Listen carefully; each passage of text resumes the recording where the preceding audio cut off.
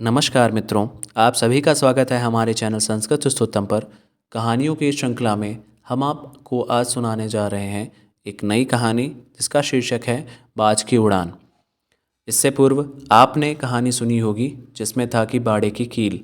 उस कहानी के अंतर्गत हमने आपको बताया था कि गुस्सा करने से आपके जीवन में और आपके सामने वाले में के जीवन में क्या प्रभाव पड़ते हैं, क्या नकारात्मकता आती हैं और कैसे होती हैं। यदि आपने वह कहानी नहीं सुनी है तो ज़रूर जाइए और इस कहानी का श्रवण करिए।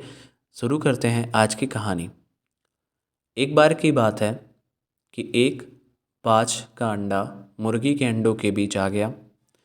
कुछ दिनों बाद उन अंडों में से चूजे निकले।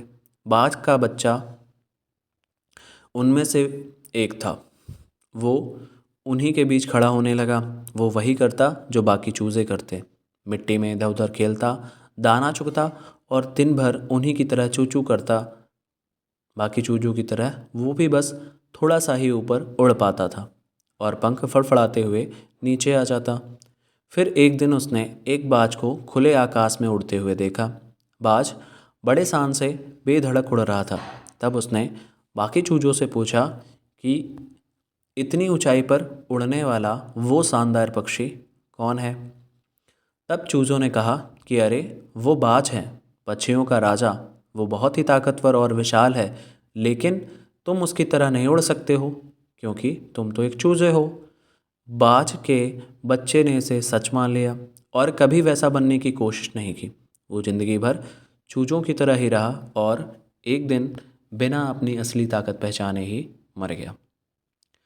दोस्तों, हम में से बहुत से लोग उस बाज की तरह अपना असली महत्व एवं अपनी असली ताकत जाने बिना एक आराम भरी ज़िंदगी या कह लीजिए कि एक साधारण सी ज़िंदगी व्यतीत करते रहते हैं। हम ये भूल जाते हैं कि हम अपार संभावनाओं में से पूर्ण एक प्राणी हैं। हमारे लिए इस जग में कुछ भी असंभव नहीं है। फिर भी बस एक औसत जीवन के हम इतने बड़े मौके को गंवा देते हैं। इस कहानी से हमें ये भी सीख मिलती है कि जब उस बाज के बच्चे ने उसे ये देखा था कि इतनी ऊंचाई पर वो शानदार पक्षी जो उड़ रहा था, अगर वो चाहता तो उसके जैसे बनने के लिए वो भी अपने पंखों को तेज़ से फड़फड़ा करके एक मानसिकता हटा करके वो चाहता तो उसके जैसा बढ़ सकता था। लेकिन उसने अपने आप को चूज़ा ही माना और हमेशा चूज़ों की तरह ही रहा।